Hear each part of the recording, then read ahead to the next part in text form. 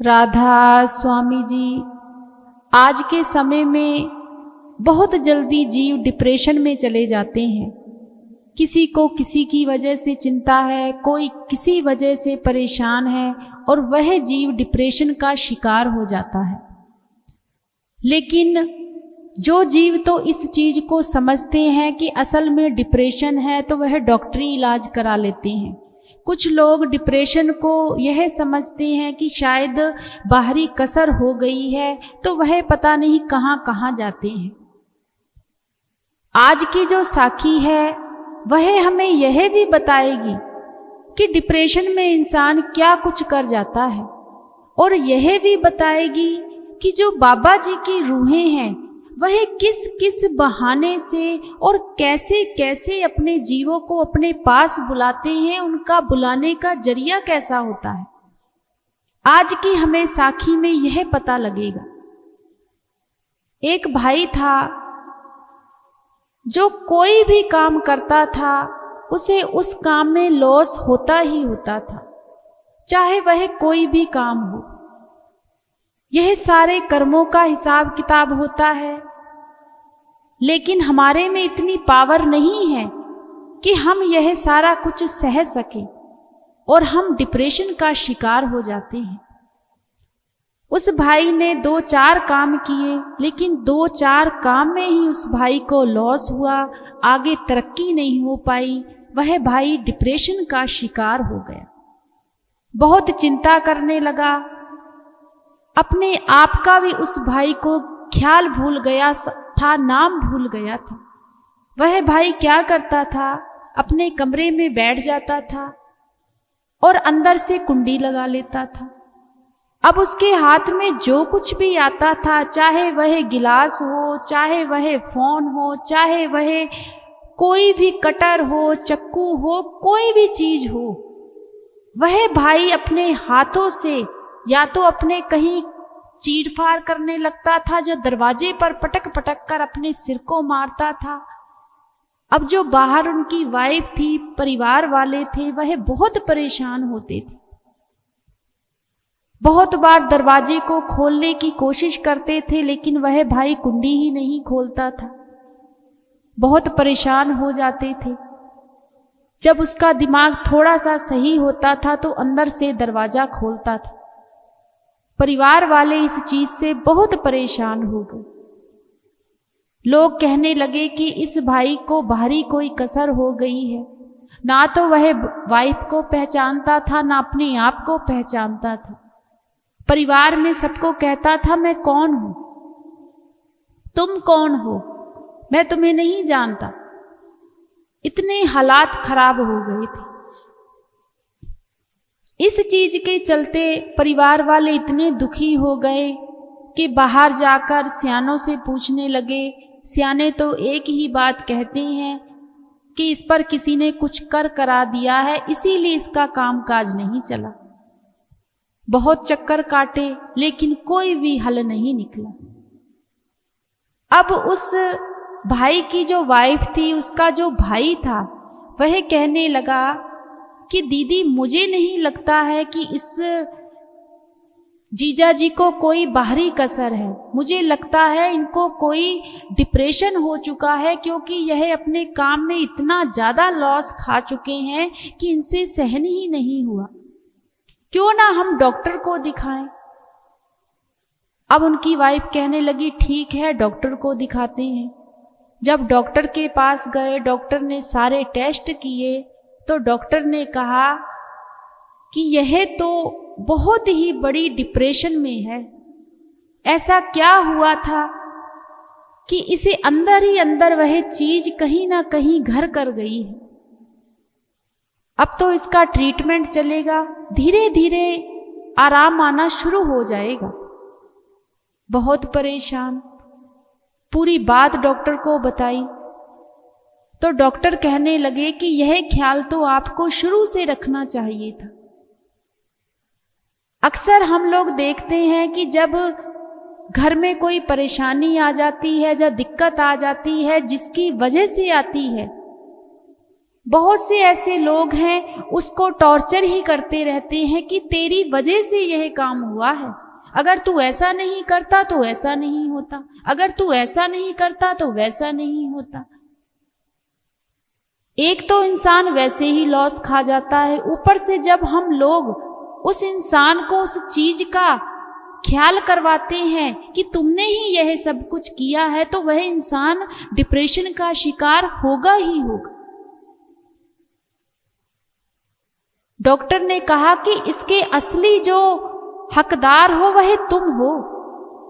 Family को साथ देना चाहिए था, उल्टा तुमने उसे और डिप्रेशन दी। अब धीरे धीरे उस भाई का इलाज चलने लगा। डॉक्टरों ने कहा जितना भी हो सकता है इसे खुश होने की सलाह दी है, खुश करो, घूमो फिरो, धीरे धीरे सब कुछ ठीक होना शुरू हो जाएगा और इसे कोई बाहरी कसर नहीं है। अब वैसे ही हुआ। अब घर में सभी लोग उस भाई का ख्याल रखने लगे, हंसाने लगे उसको। धीरे धीरे उस भाई की जो याददाश्त थी, जो डिप्रेशन था, वह धीरे धीरे ठीक होना शुरू हो गया। अब उसे यह भी याद आने लगा कि मैं कौन हूं, परिवार वाले कौन हैं। जब धीरे धीरे वह भाई 8 से 9 महीने उसका ट्रीटमेंट चला, धीरे धीरे वह भाई ठीक हो गया। जब ठीक हो गया तो उस भाई के मन में फिर से एक ख्याल आया। अपनी वाइफ से कहने लगा कि मुझे फलानी फलानी जगह देवी का मंदिर है, मुझे वहां जाना है। मुझे ऐसा अंदर से आवाज आई है कि मैं वहां पर जाकर उसके दर्शन कर आऊं। अब वाइफ कहने लगी कि अभी तो आपका ट्रीटमेंट चल रहा है, अभी आप देवी के मंदिर पर माथा टेकने जाओगे, पहले ठीक तो हो जाओ। ऊपर से उस भाई ने कहा कि जाऊंगा भी पैदल, किसी सवारी पर नहीं जाऊंगा। जब यह बात उसकी पत्नी ने सुनी तो वह बहुत ज्यादा परेशान हो गई। डॉक्टर के पास ट्रीटमेंट तो चल ही रहा था। डॉक्टर से कहा कि ऐसे ऐसे यह कह रहे हैं। तो डॉक्टर ने उनकी वाइफ को कहा कि यह जो भी करना चाहती हैं इन्हें करने दो। अगर यह तीर्थ स्थान पर जाना चाहती हैं तो जाने दो, पैदल जाना चाहते हैं तो जाने दो। तुम कोई भी रोक टोक नहीं करोगे क्योंकि यह धीरे धीरे ठीक हो रहे हैं। लेकिन एक जना तुम्हारे साथ जरूर इनके साथ में होना चाहिए। वाइफ कहने लगी कि वह कह रहे हैं कि अकेले ही जाऊंगा, साथ में कोई नहीं होना चाहिए। तो डॉक्टर ने कहा कि आप एक ऐसा इंसान भेजो जो पीछे पीछे इनकी देखभाल करे कि यह कहाँ कहाँ जा रहे हैं, यह ठीक ठाक तो है। अब वैसे ही हुआ। अब वह जो उस भाई की वाइफ थी और तो कोई था नहीं, तो उन्होंने अपने भाई से कहा कि भाई इतना साथ तो तुमने हमारा वैसे ही बहुत दिया है, एक साथ और दे दो। तुम्हारे जीजाजी ऐसे ऐसे तीर्थ स्थान पर जा रहे हैं, अब ये कह भी अकेले जा रहे के लिए कह रहे हैं, तो आप ऐसे करो कि आप इसका पीछा करते करते जाना। तो वह कहने लगा कोई बात नहीं दीदी, जैसे आप कह रही हो मैं वैसे ही करूंगा। अब वह जो भाई था जब सुबह हुई अपनी दवाई वगैरह लेकर, उनकी वाइफ ने कहा अपना दवाई टाइम से खाते रहना, क्योंकि ठीक हो गया था वह भाई। अब वह भाई घर से पैदल यात्रा के लिए तीर्थ स्थान पर निकल गया। अब पीछे वह जो भाई था, उसका साला था, वह भी निकल गया। 8 से 10 दिन हो गए उस भाई को चलते हुए। अब वह जो साला था वह भी पीछे पीछे ही था। एक जगह अचानक ही वह जो भाई था कुछ खा पी रहा था, तो वह साला भी वहीं पर ही पहुंच गया। अब जीजा और जो साला था आपस में जब मिले तो कहने लगे भाई तू यहां क्या कर रहा है। तो वह जो साला था वह कहने लगा कि मैं तो देवी मंदिर की यात्रा करने जा रहा हूँ, दर्शन करने के लिए जा रहा हूँ। तो जीजा जी उनके कहने लगे कि मैं भी वहीं जा रहा हूँ। अब वह कहने लगे चलो ठीक है, दोनों चलते हैं, लेकिन मैं तो पैदल यात्रा कर रहा हूँ। तो वह जो साला था वह कहने लगा मैं तो खुद पैदल यात्रा कर रहा हूँ। उसने कुछ नहीं बताया कि मुझे मेरी बहन ने भेजा है, कैसे भेजा है। अब दोनों लोग इकट्ठे ही जाते थे, इकट्ठे ही रहते थे। जिस दिन वह मिले उस दिन जब रात हुई तो वह जो साला था वह क्या देखता है कि जीजा जी जैसे ही रात के 9 और 9:30 बजते हैं वैसे ही ध्यान पर बैठ जाते हैं। और ध्यान पर ऐसे बैठते हैं कि 2.5 से 3 से 4 घंटे उठते ही नहीं हैं। तो वह जो भाई था इस चीज को देखकर बड़ा हैरान हुआ। ऐसे ही उन लोगों को कम से कम उस देवी माता के पास पहुंचते पहुंचते पैदल 26 से 27 दिन लग गए। और 26 से 27 दिन में यही हुआ, जब भी रात होती थी वह भाई जो था वह ध्यान पर बैठ जाता था। जब भी टाइम मिलता था ध्यान पर बैठ जाता था। लेकिन उस साले ने एक बार भी नहीं पूछा कि यह सब कुछ क्या हो रहा है। जब देवी माता के दर्शन कर लिए, सब कुछ ठीक ठाक हो गया, तो अब वह जो उसका साला था वह कहने लगा कि जीजा जी दर्शन तो हो गए हैं, अब ऐसे करते हैं इधर से कोई सवारी ले लेते हैं और घर चलते हैं, क्योंकि इतना तो पैदल भी नहीं चला जाता। नहीं तो 26 से 27 दिन तो हमें आते हुए लगे हैं और 26 से 27 दिन ही हमें जाते हुए लग जाएंगे। तो वह भाई कहने लगा कि नहीं, मैं जिस वजह से यहां पर आया था वह चीज तो मुझे अभी मिली ही नहीं है। अब वह दूसरा भाई कहने लगा कि वह चीज क्या थी।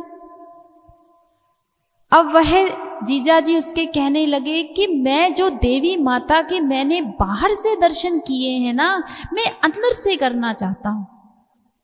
अब उसके जो साला था वह कहने लगा कि जीजा जी मैं आज आपसे एक बात पूछना चाहता हूं, आप इतना इतना ध्यान पर बैठे रहते हो, ना तो आपने कोई नाम लिया है ना किसका ध्यान करते हो।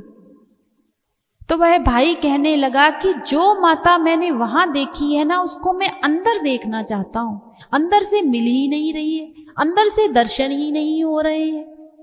जब तक मैं उस चीज के अंदर से दर्शन नहीं कर लेता मैं घर वापस नहीं जाऊंगा और मैं पैदल ही जाऊंगा। तुम्हें जाना है तो जाओ। अब वह जो साला था बड़ा चक्कर में पड़ गया कि जीजा जी को छोड़कर भी नहीं जा सकता। घर पर फोन किया अपनी बहन को, तो बहन कहने लगी कि भैया छोड़कर मत आना, साथ में ही लेकर आना। अब दोनों फिर से चल दिए जब वापस। अब वापस में जहां भी उनको कोई जगह मिलती थी रह जाते थे, रात हो जाती थी बैठ जाते थे। एक दिन चलते चलते 8 से 9 बज गए, रास्ते में कोई जगह ही नहीं आई। क्या देखते हैं कि एक फार्म है, वहां पर दूर उन्हें एक लाइटें दिखी। तो वह लोग कहने लगे कि अंधेरा बहुत हो चुका है, उस फार्म पर चलते हैं, क्या पता कोई जगह मिल जाए, रात तो बितानी ही है। वह लोग वहां पर जब गए तो क्या देखते हैं कि वह सरदारों का फार्म था। वहां पर गए, उनको सारी बात बताई जब 8 से 9 बजे हुए थे। अब एकदम से हर कोई देख के हैरान हो जाता है, डर भी जाता है, क्योंकि आज का समय ही ऐसा है कि ये लोग पता नहीं कौन हैं, कैसे हैं। तो वह जो सरदार भाई थे वह कहने लगे कि ऐसे तो हम आपको जानते भी नहीं हैं, ऐसे हम आपको कैसे जगह दे सकते हैं। अब उन्हें भरोसा भी नहीं हो रहा था, बहुत घबराए हुए थे। तो वह जो भाई थे वह कहने लगे हम पर भरोसा कीजिए, अगर आप हमें अंदर जगह नहीं देना चाहते तो हम आपके गेट के आगे ही सो जाएंगे, लेकिन आज की रात हमें बितानी।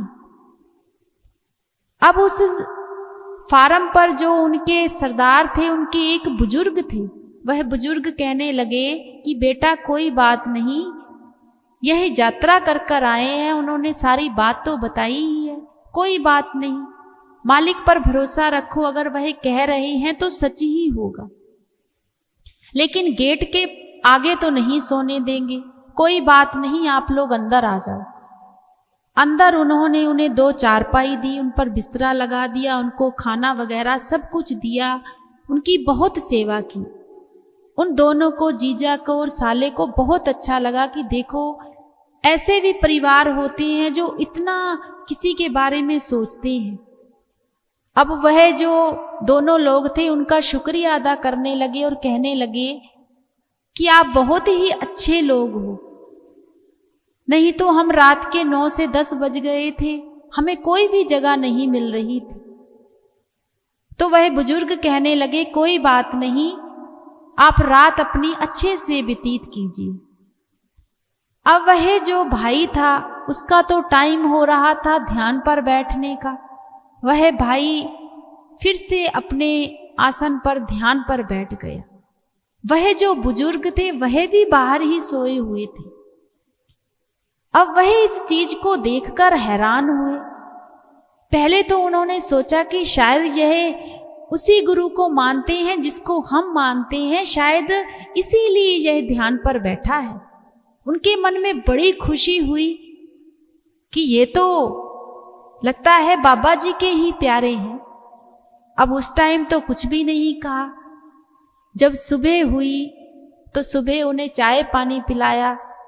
बुजुर्ग ने उस भाई से पूछा कि भाई आप गए तो माता के दर्शन के लिए थे, लेकिन मैंने एक चीज देखी है रात को कि जब तुम ध्यान पर बैठे थे तो तुम्हें 4 से 5 घंटे मैंने बैठे हुए देखा, तुम किसका ध्यान करते हो?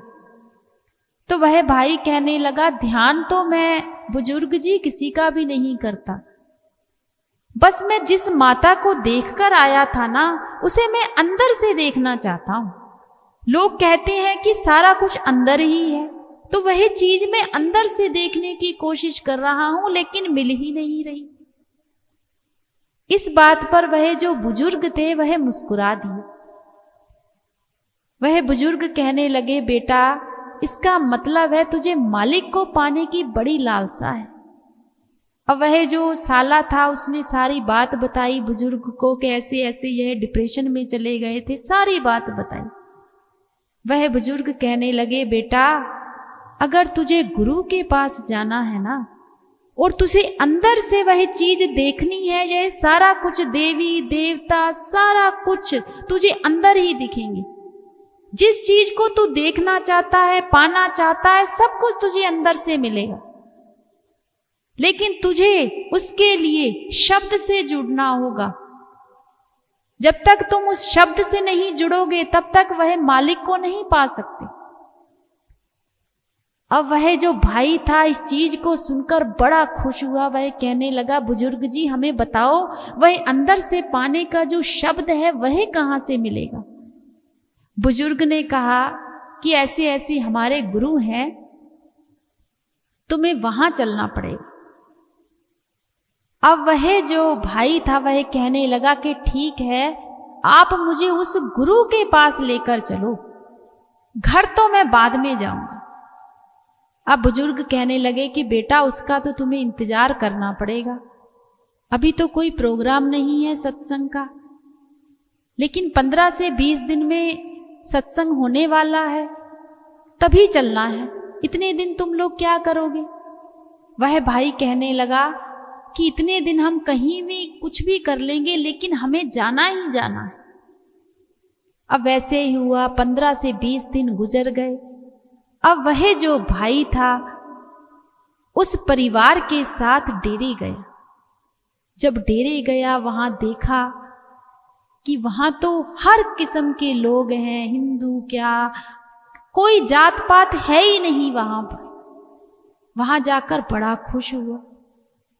वह भाई कहने लगा कि यहां पर तो बड़ी संगत आती है, बड़ी तादाद में लोग आते हैं। तो वह बुजुर्ग कहने लगे बस बाबा जी की कृपा है, उस मालिक की कृपा है। सत्संग सुना, सत्संग में बाबा जी ने क्या फरमाया कि हम हमेशा इन चीजों में पढ़कर, इन गर्जों के रिश्तों में पढ़कर, डिप्रेशन में पढ़कर हम पता नहीं कौन कौन से कदम उठा लेते हैं। हमें कभी भी अपनी जिम्मेदारियों से नहीं भागना चाहिए। जब हम जिम्मेदारियों से भागते हैं तो हम अपने आप को भूल जाते हैं और हम गलत डिसीजन ले लेते हैं, गलत काम पर शुरू हो जाते हैं। जिस दिन हम एक जिम्मेदार इंसान बन गए और हमारे में इतना ज्यादा कॉन्फिडेंस हो गया, इतनी पावर हो गई, चाहे हमें किसी भी चीज की क्यों ना कमी हो, कभी भी हम कभी किसी चीज से घबराएंगे नहीं। जब यह बातें उस भाई ने सुनी तो उसका मन बहुत ज्यादा खुश हुआ कि सच में मैं अपनी जिम्मेदारियों से भाग रहा था, क्योंकि मैं इतना ज्यादा परेशान हो गया था अपने काम काज से, इतना डिप्रेशन में चला गया था। आज भी मैं अपनी जिम्मेदारियों से ही भागा हूं, क्योंकि मेरे मन में यही विचार था कि अब मैं कुछ नहीं करूंगा, सिर्फ और सिर्फ यात्रा करूंगा। जब यह सारी बात उस भाई ने बुजुर्ग को बताई तो बुजुर्ग कहने लगे, बेटा जिम्मेदारियों से कभी नहीं भागना चाहिए। किस चीज की चिंता करनी है हमें? लेकिन आज तुम बहुत ही बड़े भागों वाले हो। तुम्हारी जो तीर्थ यात्रा थी वह तुम्हारी बिल्कुल व्यर्थ नहीं गई। मालिक ने तुम्हें किस बहाने से यहां पर बुलाया है, यह सोचने वाली बात है। अब वह भाई बहुत खुश हुआ। वह भाई कहने लगा, मैं नाम की भी बख्शिश लेकर जाऊंगा। बहुत भागों वाली रूहें होती हैं जिन्हें पहली बार ही भजन सिमरन मिल जाता है। उस भाई को भी भजन सिमरन मिल गया। वह भाई बहुत खुश हुआ, खुशी खुशी अपने घर गया। घर जाकर सारी बात अपने परिवार को बताई। अब जो भी काम वह करता था अपने गुरु का ध्यान करके उसको शुरू करता था, गुरु के ध्यान में रहता था, भजन सिमरन करता था। और सच में उस भाई को वह हासिल हुआ जिस चीज की वह प्रतीक्षा कर रहा था, क्योंकि अंदर हमारे सारा कुछ है। यह मामूली कोई अंदर नहीं है, यह इतना बड़ा है कि पता नहीं इसमें क्या क्या है। लेकिन दिखेगा तभी जब हमारी आंख खुलेगी। हमारी आंखें ही बंद हैं।